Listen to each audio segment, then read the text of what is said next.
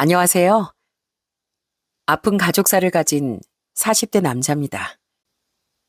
저는 자주는 아니더라도 가끔 이 채널에 들러 사연을 듣고 있어요. 그렇게 귀를 기울여 보면 가족을 인한 아픔을 가진 분들도 많더라고요. 저 또한 조금 특별한 가족사를 가지고 있는데 오늘은 그런 제 아픈 상처를 용기 내어 많은 분께 들려드리고 싶어요. 끝까지 잘 들어주시면 감사하겠습니다. 저희 집은 어린 시절 늘 소란스러웠습니다.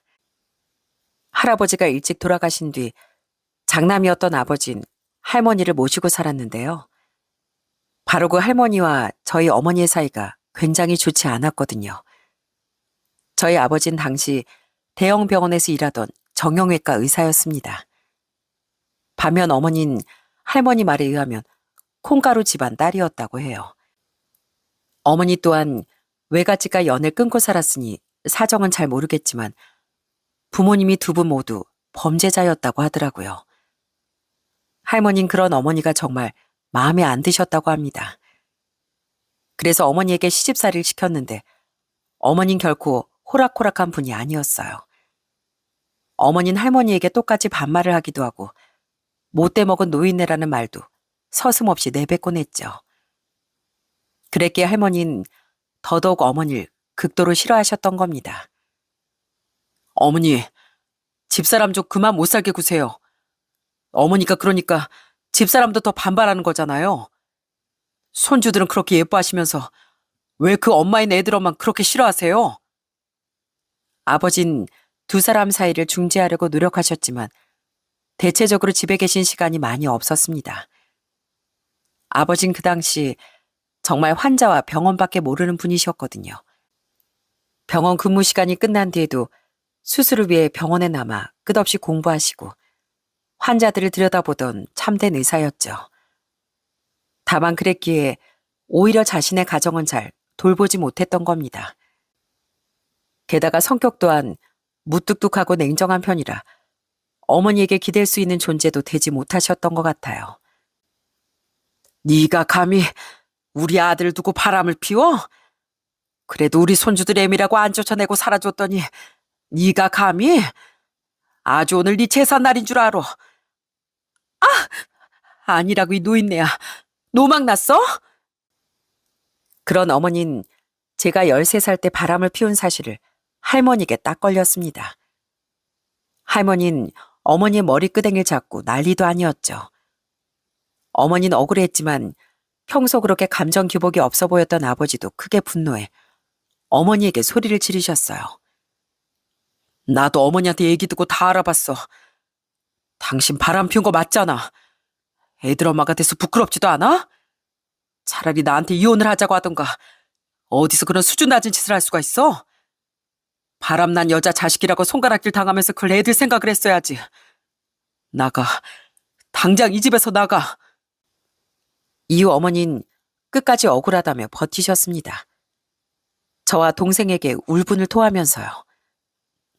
이건 다 모함이야. 엄마 그런 사람 아닌 거 알지? 니들 아버지랑 할머니가 새 며느리 드리려고 날 모함하는 거야. 못된 인간들. 내가 어디 나가나 봐라. 하지만 결국 아버진 제대로 된 증거를 잡으셨고 어머니는 이혼당할 수밖에 없었어요. 그래도 그때 아버진 어머니에게 위자료를 받지 않고 재산 분할도 어느 정도 해주셨어요. 저와 여동생의 엄마이기도 했고 할머니로 인한 미안함도 있으셨다고 하더라고요. 그런데도 어머니는 집에서 나가며 끝까지 아버지와 할머니에게 욕짓거리를 퍼부었죠. 이 망할 것들, 사람을 이렇게 처참하게 버려버려? 천벌이나 받아라. 그전엔 어린 마음에 저도 어머니가 가엾다고 생각하기도 했습니다. 어쨌든 저와 동생에겐 잘해주셨던 분이니까요. 하지만 그런 무서운 모습에 어머니는 제 안에 무섭고 뻔뻔한 사람으로 기억되고 말았죠. 그리고 제가 고등학생일 때 돌아가시기 전까지 계속 어머니를 증오하던 할머니의 말을 듣고 자랐기에 어머니를 향한 제 원망은 커져만 갔고요. 상호, 수경이 너흰 절대 너희들 엄마 같은 사람이 되면 안 된다. 못된 것 같으니라고 애들 엄마란 옆에 내가 어떻게 그런 더러운 짓을. 역시 범죄 잡히는 못 속이는 거야. 너희들 아버지가 간통으로 앉혀놓은 걸 감사해야지. 끝까지 지가 뭘 잘했다고. 아버지를 배신했으면서도 뻔뻔하게 사과 한마디 없던 사람. 이혼한 후 자식들을 한 번도 찾지 않던 무정한 사람.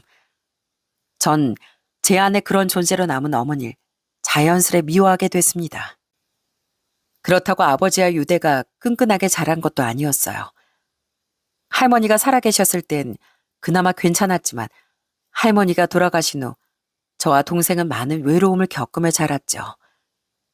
이혼한 후에도 아버진 여전히 무뚝뚝하고 일밖에 모르셨거든요. 그런 아버지와 길게 대화를 나눌 땐 주로 야단을 맞을 때뿐이었습니다. 그나마 살거웠던 동생에겐 덜 하셨지만 동생 또한 냉정한 아버지를 어려워했죠. 물론 아버지가 나쁜 분은 아니었는데 너무 말수가 적어 도통 무슨 생각을 하시는지 알 수가 없더라고요. 아버진 제가 30대 초반일 때 강남 쪽에 큰 정형외과 병원을 직접 차리셨는데요. 아버지 이력도 있고 입소문도 나서 병원은 꽤 잘 되는 편이었습니다. 덕분에 아버진 더더욱 바빠지셨고요. 그래서 시간이 흐를수록 가뜩이나 서먹했던 아버지와 자식들 사이는 더욱 대면대면해져 갔습니다. 성인이 되었던 전 좋은 대학은 갔지만 의대를 가진 않았어요. 아버진 제가 아버지를 따라 의사가 되길 내심 바라셨었는데 전 의사가 되고 싶지 않았어요. 적성에 맞지도 않았고 무엇보다 환자만 알고 자식들에게 무심한 것 같았던 아버지 같은 사람이 되기 싫었거든요. 물론 의사인 아버진 존경했지만 아직 10대였던 당시엔 반항심이 앞섰던 거예요. 대학을 졸업한 전 대기업에 입사를 했고 동생도 평범한 직장인이 되었습니다. 그러다 20대 후반이 됐던 어느 날 저는 몰랐던 사실을 하나 알게 됐어요. 바로 동생이 그동안 아버지 몰래 드문드문 어머니를 만나며 지냈다는 겁니다. 2년 전에 엄마가 우리 회사 앞으로 찾아왔더라. 그동안 우릴 많이 그리워했는데 차마 용기가 안 나서 못 찾아왔었다고 우시더라고. 엄마를 많이 원망했었는데 엄마 사과를 들으니까 미움이 눈 녹듯이 녹아내리던 거 있지? 나도 모르게 그동안 엄마를 많이 그리워했었나 봐. 그래서 말인데 오빠, 실은 엄마가 오빠도 너무 만나고 싶어 해. 난 싫어. 우리가 자라는 내내 코빼기도 안 보이다가 이제 와서? 게다가 난 아버지 그렇게 배신한 어머니가 아직도 원망스러워.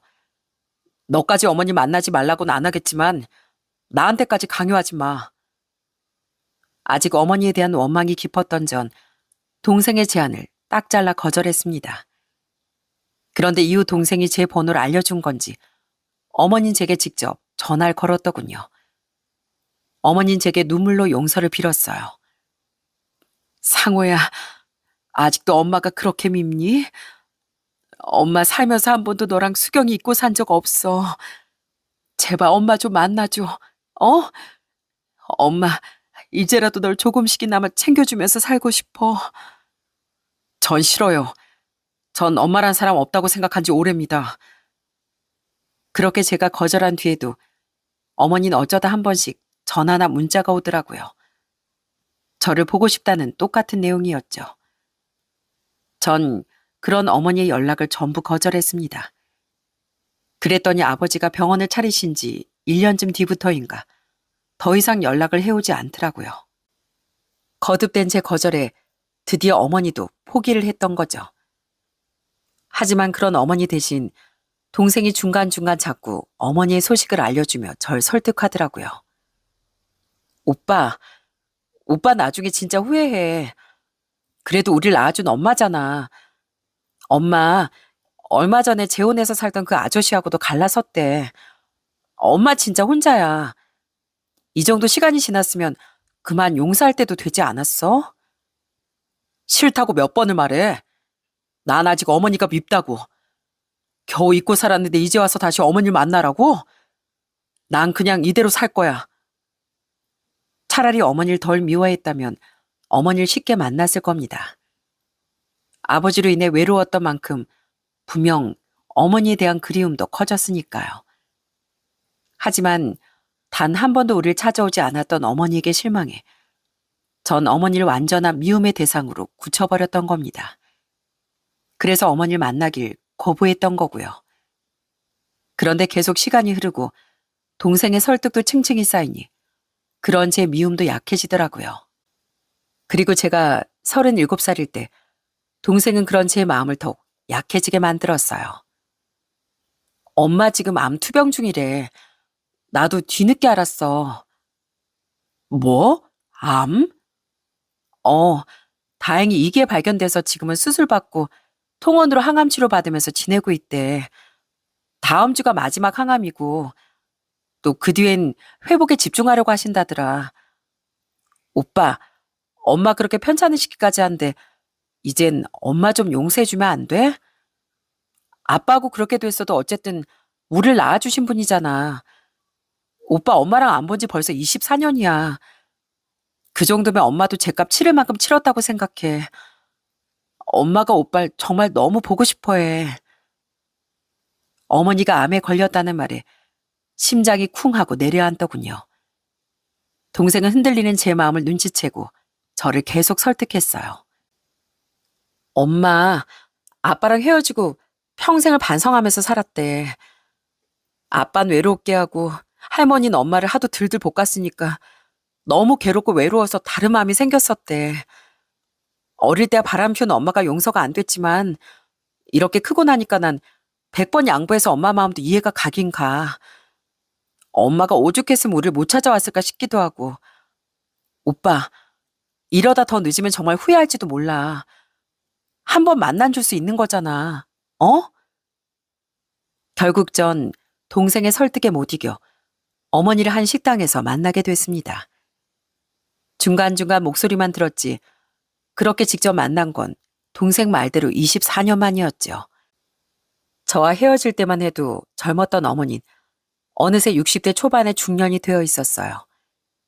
어머닌 절 보자마자 울음을 터뜨리며 오열하셨습니다. 상호야, 언제 이렇게 컸니? 내가 엄마로서 얼마나 자격이 없는지 안다. 이 엄마 원망 많이 했지? 근데 엄마, 정말로 널 하루도 빠짐없이 그리워하면서 살았어. 근데 차마 너희 앞에 설 용기가 안 났다. 바람 피운 주제에 끝까지 사과 한마디 못하던 내가 너무 부끄러웠어. 네, 저도 어머니가 너무 창피하고 원망스러웠어요. 대체 왜 그러셨어요? 차라리 진즉에 아버지랑 갈라서시지.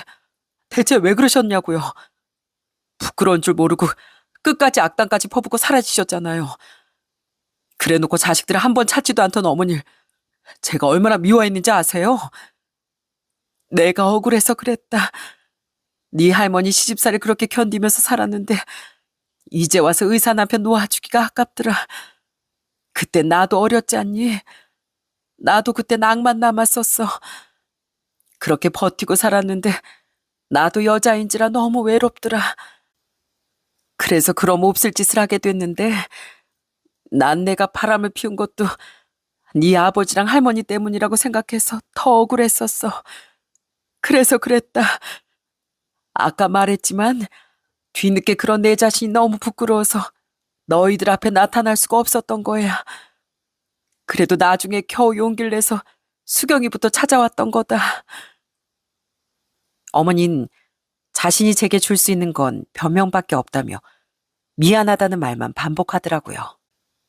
그런 어머니의 오열에 저도 눈물이 터져버리고 말았습니다. 애써 누리며 살던 어머니를 향한 그리움이 터져버렸던 거예요. 그렇게 서로 마주보며 흐느끼던 우린 결국 그날 화해를 할 수 있었습니다. 세월 때문에 어머니를 향한 미움이 많이 옅어지기도 했고 어머니의 말을 들으니 비로소 그때 어머니의 마음도 어느 정도 이해가 되더라고요. 어렸을 적 제가 보기에도 아버지는 너무 무정했고 할머니의 시집살이도 심했으니까요. 그날 저와 동생은 아버지께 솔직하게 어머니를 만나고 왔다고 말씀을 드렸어요. 시간이 오래 지났으니 전 아버지가 자식들의 마음을 이해해 주실 줄 알았습니다. 그런데 아버지는 벌컥 화부터 내시더라고요. 남자의 눈 멀어서 자식 다 버리고 나간 여자를 왜 다시 만나? 그 여잔 상종해서는 안 될 여자야. 2번 다시 만나지 마. 수경이 너도 마찬가지야. 아버진 너무 냉정한 분이에요. 자식이 어머니를 용서했다는데 시간이 그렇게 흘렀으면 적어도 우리만은 어머니 만나게 해줄 수도 있으시잖아요. 어머니가 잘한 거 없다는 건 알지만 제가 그 시절 어머니였다고 해도 숨 막혀서 뭔가 탈출구가 필요했을 것 같다고요. 아버지가 얼마나 무정한 분인지 우리도 자라면서 뼈저리게 알게 됐어요. 아버지 모르셨겠지만 그런 아버지 때문에 저랑 수경이가 얼마나 외로워했는지 아세요? 오죽했으면 수경이가 그 오랜 시간 어머니 몰래 만나고 살았겠냐고요. 알지도 못하면 좀 가만히 있어. 내가 분명히 말한다. 너희들 엄마 절대 만나지 마. 알겠어? 무작정 반대만 하던 아버지에게 저도 동생도 반발심이 생기더라고요. 우리도 실은 내심 어머니의 정이 그리웠다고 말했지만 자식들의 마음엔 귀 기울일 생각도 없이 자신의 원함만 앞세우던 아버지에게 너무 서운하더라고요. 그래서 아버지의 반대에도 저와 동생은 아버지 몰래 어머니를 가끔 만나며 지내게 됐습니다. 24년 만에 다시 느끼게 된 어머니의 애정은 생각보다 더 포근했어요. 오늘 너 이렇게 미역국 끓여주고 싶어서 집으로 불렀어. 집이 좀 누추하지? 재혼한 남편이랑 이혼하고 굳이 넓은 집에 살 필요를 못 느껴서 얼른 먹어봐. 어머닌 혼자 사시던 작은 집에 절 초대해 생일 선물로 진수성찬을 차려주셨습니다. 그 작고 허름한 집에서 어머니가 얼마나 외롭고 힘든 인생을 살고 계셨을지 상상이 되어 눈물이 핑 돌더라고요. 어머니를 만날 때 또 너무 좋았던 건 항상 제 밥 위에 가만히 반찬을 얹어주신 일이었어요. 할머니가 돌아가신 이후 그런 다정한 배를 받아본 적이 없었거든요. 제 밥 위에 반찬을 얹어주며 눈물까지 짓던 어머니와의 시간은 더없이 행복했습니다. 상호 너랑 수경이 먹는 것만 봐도 이 엄마 배가 다 부르다. 수경인 가끔 만났지만 상호는 그동안 만날 수가 없었잖니. 그래서 네 밥 위에 이렇게 반찬 올려주는 일 항상 꿈으로만 자꾸 꾸곤 했어. 엄만 이제 너무 행복해서 암이 재발한다고 해도 여한이 없어. 그런 말씀 마세요. 의사 선생님도 추적 검사만 잘 받으면 재발 확률도 낮다고 하셨다면서요. 오래오래 건강하게 사시면서 저 이렇게 챙겨주세요. 저도 어머니께 많이 효도하면서 살게요. 어머니와 시간을 보내다 보면 꼭 어린 시절로 돌아간 듯한 느낌이 들곤 했습니다. 왜 진즉 어머니를 만나지 않았을까 하는 후회가 들 정도로 어머니와의 시간은 정말 좋았죠. 그렇게 어머니를 다시 보기 시작한 지 2년 정도 지났던 어느 날 어머니는 제게 여자를 소개시켜주고 싶다고 하시더라고요. 소개요? 그래, 너 좀 있으면 나이가 40인데 언제까지 그렇게 총각으로 지낼 거야. 너 결혼해서 빨리 애도 낳고 싶다며. 회사 일이 너무 바쁘다 보니까 여자 만날 시간이 없더라고요. 아이 낳으려면 결혼도 빨리 하긴 해야 하는데 저도 걱정이긴 했어요. 그래, 이 엄마가 그런 우리 아들 마음 다 눈치챘지. 한번 소개받아봐. 엄마 친구 딸인데 내가 걔 어려서부터 봤거든. 나이 너보다 4살 어린데 애가 참 싹싹하고 예뻐. 학교도 너처럼 명문대 나와서 지금 대기업 다닌다니까. 엄마가 우리 아들한테 소개시켜주는 건데 설마 막 아무나 갖다 붙일까 봐? 다른 사람도 아니고 어머니의 소개인데 불신할 일이 뭐가 있었겠습니까? 그렇게 전 어머니 친구의 딸을 소개받게 됐어요. 안녕하세요. 고 현아라고 해요. 선숙이모한테 말씀 정말 많이 들었어요. 저희 집에 놀러 오실 때마다 저만 보면 아들딸이 많이 생각난다고 눈물도 지으시고 상호 씨가 어릴 때 그렇게 똘똘하고 착했다는 말도 많이 하셨거든요. 이모가 겉으론 좀 드세 보여도 알고 보면 진짜 좋은 분인데 어쩌다 자식들도 못 보고 사실까 싶어 많이 안타깝더라고요. 만나보니 현아 씨는 말투도 참하고 인상도 정말 좋은 사람이더군요. 서로 독서라는 취미도 비슷하고 대화도 잘 통했습니다. 현아 씨는 저희 어머니를 선숙이 이모라고 부르며 저희 어머니가 얼마나 좋은 분인지에 대한 말도 많이 해주었어요. 그런 말들 안에서 전 그 사람의 배려심과 따뜻한 마음씨를 느꼈죠. 그렇게 몇 번의 만남 이후 우린 정식으로 교제를 하기 시작했습니다. 만나면 만날수록 여자친구는 정말 좋은 사람이라는 게 느껴지더군요. 왜 동물 좋아하는 사람 중에 나쁜 사람 없다고 하잖아요. 여자친구 마음이 아주 여리고 동물도 사랑하는 사람이었어요. 또한 마음이 여린 만큼 동정심도 연민도 강한 사람이었고요. 할머니, 오늘 날이 이렇게 더운데 더위라도 드시면 어떡해요? 이거 다 얼마예요? 제가 살게요. 저 나물 좋아하거든요. 한 번은 무더운 여름날 노상에서 야채 장사를 하던 할머니를 보더니 여자친구는 그것들을 전부 사드렸습니다. 웃돈까지 얹어드리면서요. 여자친구는 그 할머니가 너무 걱정됐던 거예요. 그리고는 다음날 그 야채들로 나물을 만들어 제게 선물을 해주더라고요. 여자친구는 그렇게 마음이 따뜻한 사람이었습니다. 또 아는 것도 많아서 뭐든 물어보기만 하면 척척 박사였죠. 그런 똑똑한 모습이 한층 더 매력적으로 보이더라고요. 그렇게 1년을 만난 뒤 우린 결혼을 약속하게 됐습니다.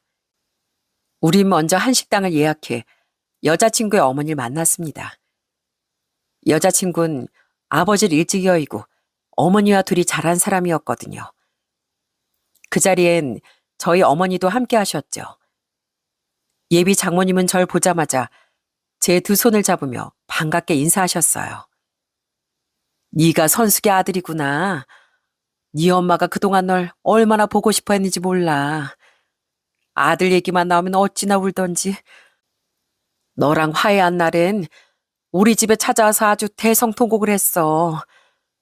우리 아들이 얼마나 착하게 자랐는지 모른다. 드디어 날 용서해줬다. 이젠 죽어도 여한이 없다고 말이야. 예비 장모님은 유쾌한 분이셨습니다. 그리고 그런 예비 장모님의 입에서 저희 어머니에 대한 말을 듣는 순간 절 향한 어머니의 진심이 와닿아 새삼 콧잔등이 시큰해지더라고요. 이후 전 아버지께 실은 어머니를 만나고 있었고 어머니가 소개시켜준 여자 결혼을 하려고 한다는 말을 꺼내려고 했어요. 하지만 차마 입이 떨어지지 않아 상황만 보고 있었는데요. 예비 장모님께 인사를 드린 며칠 뒤가 바로 제 생일이었습니다. 상우 씨, 우리 내일 저녁에 저녁 먹을까? 내일 상우 씨 생일이잖아. 물론 주말에 따로 데이트하기로 했지만 그래도 생일 당일에 축하해주고 싶어. 여자친구는 축하해주고 싶다며 제 생일날 퇴근한 뒤 저녁을 먹자고 말하더군요. 그런데 갑자기 제 생일 당일에 회사에 급한 일이 생겨 전 퇴근이 조금 늦어졌습니다. 여자친구는 괜찮다며 저희 회사 앞에서 기다리고 있겠다고 말했어요. 저는 절 기다릴 여자친구를 생각하며 일을 서둘렀는데요. 생각보다 진행 속도가 빨라져 일을 빨리 끝낼 수 있었답니다. 저는 어디 들어가지도 않고 회사 앞에서 절 기다릴 여자친구 생각에 얼른 달려나갔어요. 그렇게 회사 밖으로 나가보니 저희 회사 건물 모퉁이 쪽에 꽃다발을 들고 서 있는 여자친구의 옆모습이 보이더라고요. 저는 반갑게 여자친구를 부르려고 했습니다. 그런데 여자친구는 누군가와 통화 중이더군요. 저는 통화에 방해되지 않게 조심스레 여자친구에게 다가갔어요.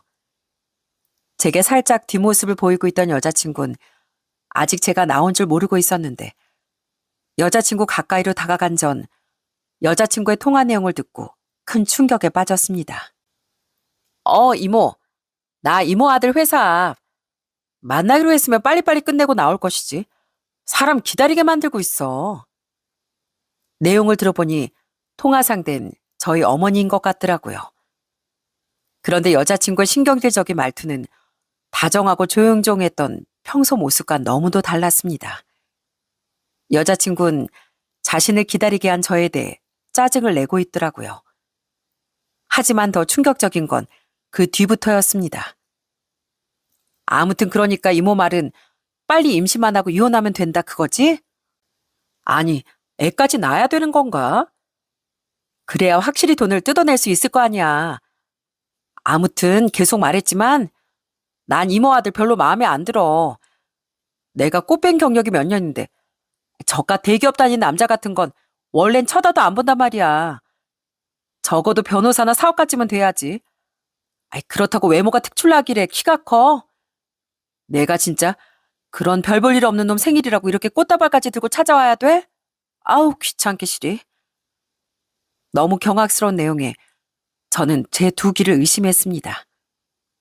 하지만 아무리 들어도 여자친구의 통화 내용은 끔찍하게 그지없더라고요. 그러니까 여자친구는 자신의 입으로 자기가 꽃뱀이라고 말하고 있던 거예요. 전 설마 진짜로 그 통화 상대가 저희 어머니인지 확인을 해봐야 했습니다. 그래서 아무 말 없이 달려가 여자친구 손에서 휴대폰을 빼앗아 통화 상대 이름과 번호를 확인했어요. 어떻게 이럴 수가. 상대방을 확인한 순간 전 온몸에서 힘이 쭉 빠지고 말았습니다. 제발 아니길 바랬건만 그 상대는 저희 어머니가 맞더라고요. 저장된 이름부터가 선숙이 이모라고 되어 있었고 어머니 전화번호 뒷자리와도 일치하는 번호였거든요. 어머니 전화번호 뒷자리가 쉬워서 전 그 네 자리만은 똑똑히 기억하고 있었어요. 전 휴대폰에 대고 소리를 질렀습니다. 어머니, 이게 지금 다 무슨 소리예요? 지금 둘이 무슨 얘기를 하고 있었던 거냐고요? 에구머니나.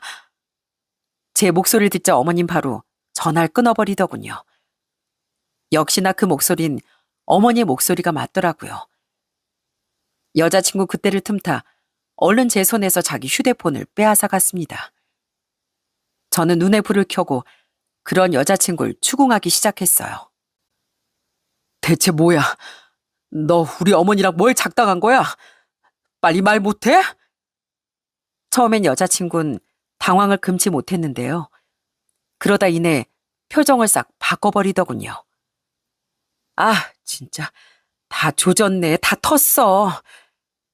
그리곤 이런 상스러운 말을 하는데 그런 모습은 정말 처음 봤습니다. 그 여자는 한껏 낯선 모습으로 배째라를 시전했어요. 난 몰라. 너네 엄마한테 물어봐. 이거 다 니네 엄마가 꾸민 일이니까. 그러니까 그게 대체 무슨 말이냐고. 얼른 바른 대로 말 못해? 너 처음부터 나한테 돈 때문에 작정하고 달려든 거야? 우리 어머니 대체 널 나한테 왜 소개시켜 준 건데? 너희 엄마랑 우리 어머니랑 친구 사이인 것도 전부 거짓말이었던 거야? 진짜 다닌다는 회사 다니고 있던 거 맞아? 아, 진짜 귀찮게 하네. 이래서 내가 가족사 끼어들기 싫었다니까. 네 엄마한테 가서 물어보라고. 솔직히 나도 너 만나기 싫었어. 선숙이 이모가 나랑 엄마한테 미리 돈만 안 찔러줬어도, 아니, 선숙이 이모가 너랑 결혼하고 임신만 하면 몇 억은 그냥 뜯어낼 수 있다고만 안 했어도 중간에 그만뒀을 거라고. 사기도 좀 내 타입인 남자야 재밌게 치지. 내가 그동안 얼마나 따분했는데. 우리 엄마 뭐 그런 귀찮은 친구를 둬가지고. 근데 너도 참 불쌍하다. 어쩌다 그런 목 같은 엄마를 뒀냐? 얘기를 들어보니 두 어머니가 친구인 점, 그리고 여자친구와 예비 장모였던 사람이 모녀 관계인 거 맞는 것 같더라고요. 그 여잔 저더러 불쌍하다고 비아냥대며 그냥 자리를 벗어나려고 했습니다. 전 그런 그 여자에게 버럭 으름장을 놨어요. 거기 안 서? 너 이거 명백한 사기야. 넌 내가 제대로 콩밥 먹여줄 줄 알아. 따라와. 당장 경찰서 가게. 경찰서? 잠깐만. 난 아직 뭐 너한테 뜯어낸 것도 없는데 무슨 경찰서야. 이거 놔봐. 내가 다 말해주면 되잖아. 말해주면. 경찰이라는 말에 그제야 그 여자는 꼬리를 내리고 모든 사실을 실토하더군요. 그 진실은 경악스럽기 짝이 없었습니다. 저희 어머니와 그 여자의 엄마는 무려 교도소 동기였다고 하더라고요. 너 모르지? 네 엄마 완전 사기꾼이야. 뭐 우리 엄마도 마찬가지지만 너네 엄마 사기 전과로 교도소만 3번을 들락거린 사람이야. 그러다 우리 엄마도 만나게 된 거고. 솔직히 나도 꼬뱀짓 하면서 교도소도 한번 다녀오긴 했지만 네 엄만 진짜 상습 사기꾼이라니까? 그 아줌마랑 살다 이혼했다는 남자 있지? 그 남자도 사기전가 이범인가 그랬어. 이야기를 듣는 내내 입을 다물 수가 없더라고요. 어머니가 사기꾼이었다니 도저히 믿어지지가 않았죠. 그 여잔 자신이 저희 어머니에게 들었다는 사기의 동기를 고스란히 말해주더라고요. 선숙이 이모, 이혼하고 난 뒤에 너희 아버지 찾아가서 돈 요구를 몇 번씩이나 했었다더라. 뭐라더라? 돈 안 내놓으면 자식들 인생도 자기 인생처럼 망쳐버린다고 했다고 했었나? 아무튼 바보 같은 네 아버진 자식들 건드리지 말라고 몇 번 돈을 줬었대. 근데 이모도 적당히 했어야지. 갈수록 달라는 액수가 커지니까 그 아저씨도 감당이 안 된 거야. 그때부터 네 아버지 이모가 뭐라고 하든 상종도 안 했대. 어차피 이제 자식들도 다 성인이 됐으니까 너희 엄마도 뭘 어쩌지 못하겠다 싶었던 거지. 그동안 어머닌 자식들을 빌미로 아버지에게 돈을 뜯어냈었다더군요. 그걸로 사치도 실컷 부리고 사기친 피해자가 고소했을 땐 합의금도 줬었다고 하더라고요. 그 사이 교도소도 이미 한 번 다녀왔고요. 미처 몰랐던 사실에 심장이 내려앉았습니다. 그러다 어느 순간 어머니는 자신의 노후가 걱정이 됐다고 해요. 그때까진 같이 살던 자기 남편이 자기 노후를 책임져 줄 것 같지도 않고 믿을 건 자식밖에 없다 싶어서 우선 딸을 찾아갔었대. 그리고 아들 직장이 더 좋다길래 임상호 너랑도 만나서 어떻게든 빈대 붙이려고 했는데 네가 절대 안 만나줬다며? 그래서 너한테 앙심을 품기 시작했대. 누가 이기나 어디 해보자는 마음으로 어떻게든 만나려고 했는데 네가 계속 안 만나주니까 약이 바짝 올랐던 거지. 아, 그 사이 네 아버지 병원까지 또 찾아가서 돈 내놔라. 안 그럼 병원 다 뒤집어 엎겠다 난리쳤다가 경찰 손에 끌려 나온 것도 2번이나 됐다더라. 그래서 선숙 이모가 너랑 네 아버지한테 단단히 원한을 가진 거야. 그렇게 어머닌 저와 아버지에게 앙심을 품었던 겁니다. 심지어 암에 걸렸었다는 것도 절 어떻게든 만나기 위한 거짓말이었다고 하더라고요. 또 어머닌 저를 다시 만나던 와중에도 아버지를 또 찾아가 5억만 주면 자식들 앞에 나타나지 않겠다는 말을 했다고 합니다. 그것까지도 거절당하니까 이모가 완전히 약이 올라서 나랑 엄마한테 너랑 너희 아버지 돈을 뜯어내자고 했던 거야. 복수도 하고 돈도 뜯어내고 일석이조 아니냐면서. 원래는 착한 엄마인 척하면서 네 돈만 실컷 뜯어내려고 했는데 억울해서 너네 부자 인생을 망가뜨려주고 싶다고 했어. 대기업 다닌다고 속이고 너랑 결혼해서 빨리 임신한 다음에 잘 이혼하기만 하면 단단히 한몫 뜯어내고 임상호 네 인생도 망칠 수 있다고 날 엄청 설득하더라. 이모 우리한테 미리 성금까지 줬어. 어머닌 저와 동생에게 접근했을 때부터 그저 돈밖에 몰랐던 겁니다. 게다가 저와 아버지에게 앙심을 품고 자식인 제 인생까지 완전히 망쳐버리려고 했던 거예요. 여자친구 또한 사기 전과자로 직장도 성격도 모두 꾸며낸 거짓이었던 거죠. 여자친구가 다닌다고 말했던 회사는 저희 회사에서 얼마 멀지 않은 곳이었는데 여자친구는 회사 근처에서 데이트하길 별로 안 좋아했습니다. 회사 사람들에게 사생활을 보이기 싫다면서요. 저는 그런 여자친구를 데리러 차를 끌고 회사 앞으로 자주 갔었고 그때마다 아직 사원증을 목에 건 채로 건물에서 나오던 여자친구의 모습을 종종 볼 수 있었고요. 그래서 직장을 거짓말했다는 건 상상도 못했던 거죠. 이제 다 말해줬으니까 됐지? 엄연히 말하면 주동자 네 엄마니까 신고하려면 네 엄마부터 해. 어차피 우리가 아직 돈 뜯어낸 것도 없어서 사기죄 성립 안 되긴 할 건데 그래도 괜히 경찰이랑 엮이면 피해볼까 봐 내가 이렇게 다 말해주는 거야. 그러니까 난 법적으로 안 엮이게 하기다. 모든 진실을 털어놓은 그 여잔 뻔뻔하게도 자기만 쏙 빠져나가려고 하더군요. 저는 코웃음을 치며 말했습니다. 웃기지 마. 난 다 털어놓으면 봐준다고 한 적 없어. 교도소 한번 다녀왔으니까 알겠네. 거기서 아무것도 못하고 허송세월하는 게 얼마나 괴로운 건지. 너, 내가 이번에도 어떻게든 홍밥 먹여줄 테니까 각오해. 사람 인생 우습게 하는 너 같은 사기꾼들은 법에 절대 제대로 맞아봐야 돼. 세상엔 사기 미수죄라는 것도 있는 거 모르냐? 내가 아무리 비싼 변호사 쓴 한 있어도 너희들 다 가만 안 둘 거야. 뭐? 아니, 그런 게 어딨어. 여기 있다, 왜? 사람만 가지고 놀면서 범법 저지를 땐 죄값 치를 각오도 당연히 했어야지. 내가 널 얼마나 진심으로 좋아하고 아꼈는데 감히 사람 마음을 이런 식으로 찢어 발견하? 앞으로 법정에서 보자, 어? 야, 임상호, 상호 씨! 전 분노로 차오르던 눈물을 꾹 참으며 절 부르던 그 여자를 뒤로 앉혀 자리를 벗어났습니다. 전 차에 타자마자 동생에게 전화를 걸어 모든 사실을 알려줬어요. 너 정말 몰랐어?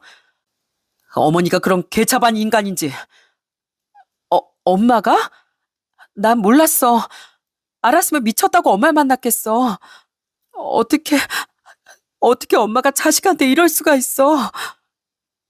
동생은 기절초풍하며 제가 있는 곳으로 달려왔더군요. 우린 계속 어머니에게 전화를 걸었지만 어머니 끝까지 전화를 받지 않더라고요.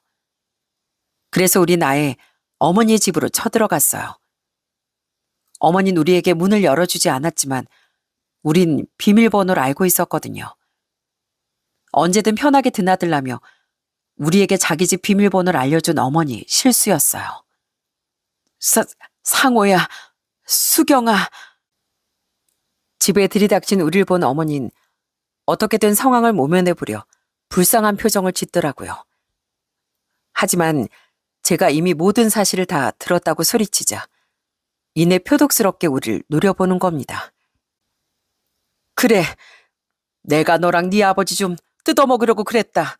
왜? 에이, 다 된 밥이었는데. 드디어 본색을 드러내시네요. 대체 왜 그랬어요? 왜요? 아무리 내가 안 만나준다고 했어도 그렇지. 난 당신이 배 아파 낳은 자식이었잖아요. 어떻게 자식 인생을 이렇게 망치려고 들 수가 있냐고요. 네가 날 무시했잖아. 수경인 그나마 날 만나라도 줬지. 넌 내가 거의 8, 9년을 조르고 나서야 마지못해 만나준 거 아니야? 그 거지 같은 네 아버지랑 할머니 편만 들면서 난 평생 이를 가면서 살았어. 날 버린 네 아빠는 그렇게 잘 먹고 잘 사면서 난 왜 이렇게 가난하게 살아야 돼? 내가 낳아준 덕에 넌 그렇게 떵떵거리면서 잘 살고 있는데 왜 나만 이렇게 살아야 되냐고. 그래서 그랬다. 왜? 복수도 하고 싶고 돈도 뜯어내고 싶어서. 내가 2년, 아니 3년 동안 너한테 얼마나 공을 들였는데 에이, 재수없어. 재수가 없다고요? 어머니가 그렇게 산 건 어머니가 제대로 못 살았었는데 왜 그걸 아버지랑 내 탓을 해요? 누가 사기치고 교도소 들락거리면서 살라고 했어요? 그래요. 예전엔 아버지랑 할머니도 잘한 거 없죠. 근데 어쨌든 바람 피운 거 그쪽 선택이고 그 이후의 삶은 당신 스스로 망친 거잖아요. 그럼 부끄러운 줄 알아야지. 어떻게 오히려 앙심을 품고 자식 인생까지 망치려드냐고요. 엄만 진짜 사람도 아니야. 엄마 보자마자 눈물부터 터졌던 나보고 엄마 속으로 엄청 웃겼겠다.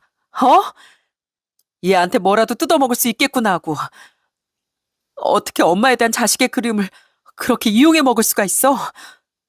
난 그런 것도 모르고 오빠 인생 다 망쳐버릴 뻔했잖아. 난 평생 엄마 저주하면서 살 거야. 엄마가 죽으면 장례식에도 안 갈 거라고. 경멸스럽게 짝이 없던 어머니 말을 듣고 저도 동생도 분통이 터져 울부짖었습니다. 하지만 어머니는 끝까지 뻔뻔한 표정으로 말했죠. 그래, 어차피 니들한테 돈 뜯어먹고 사는 인생도 텄는데 그러든가 말든가. 그래서 뭐 니들이 엄마인 날 어쩔 건데? 뭐 경찰에 신고라도 하려고?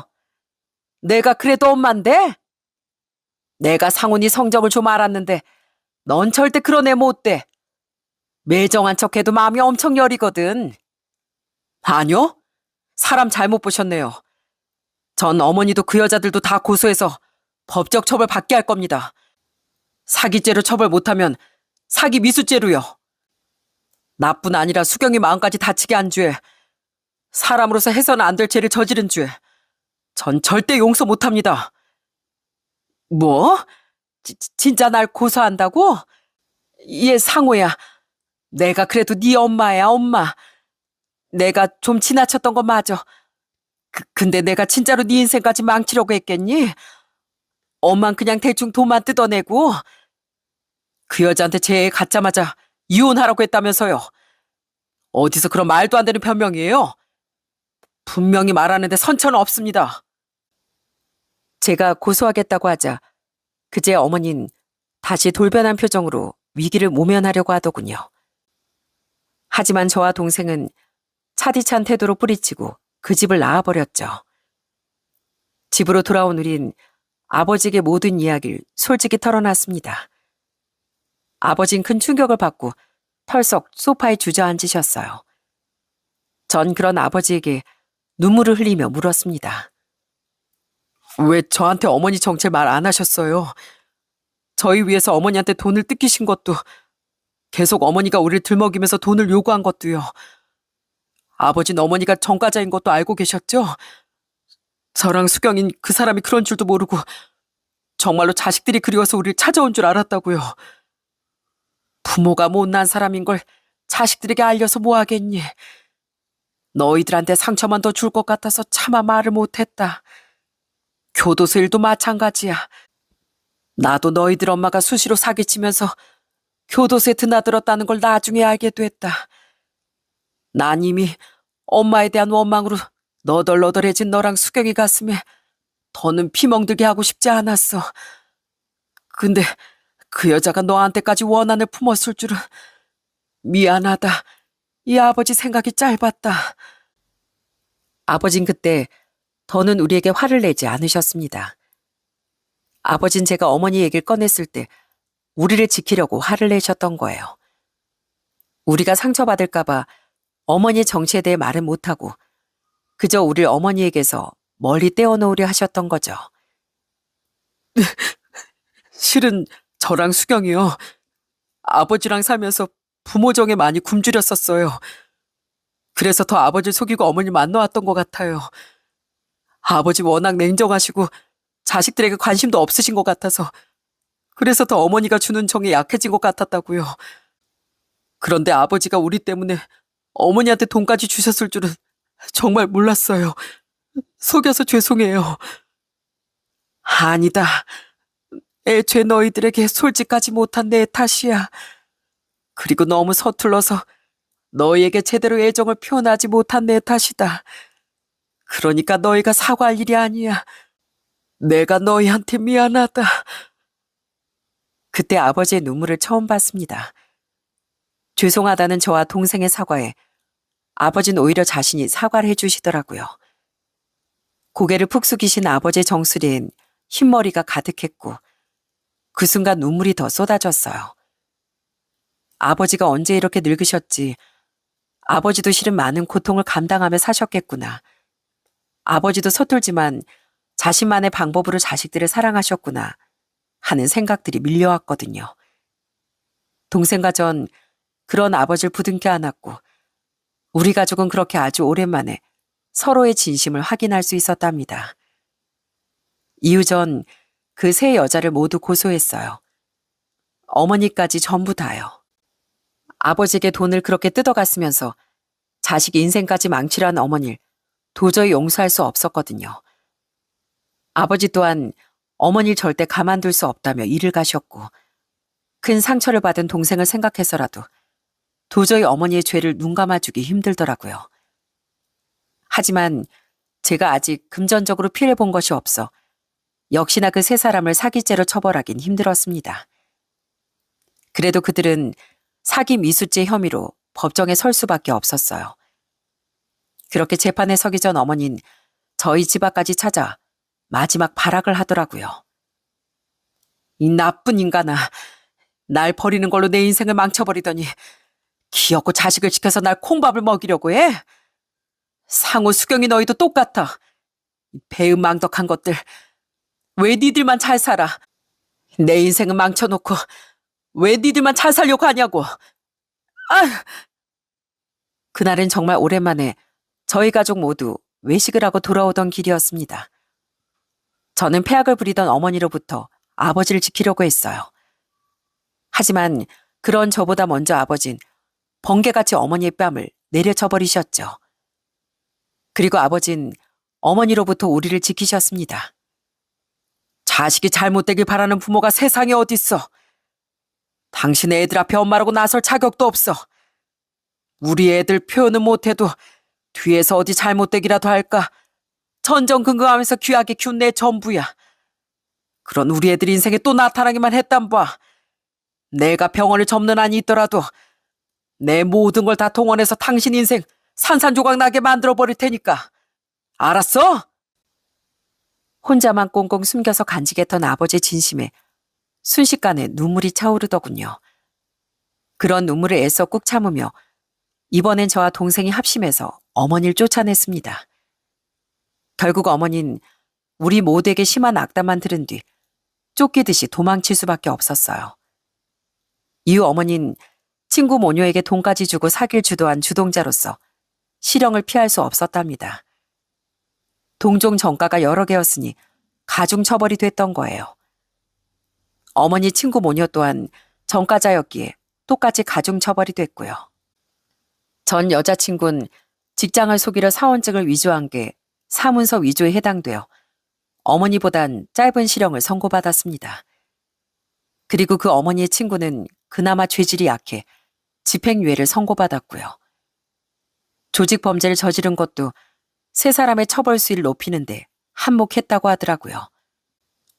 아무리 그래도 어떻게 어머니를 감옥에 보낼 수 있냐고 말하는 분도 계실 것 같은데요. 저는 바로 그 어머니였던 사람에게 당했던 만큼 분노도 더욱 컸던 겁니다. 게다가 제가 고소하지 않는다고 한들 어머니와 그들은 분명 또 다른 피해자를 만들어냈을 거예요. 차라리 제가 어머니를 포함한 그들을 처벌받게 하는 게 조금이라도 이 세상에 이로운 일이라고 생각했습니다.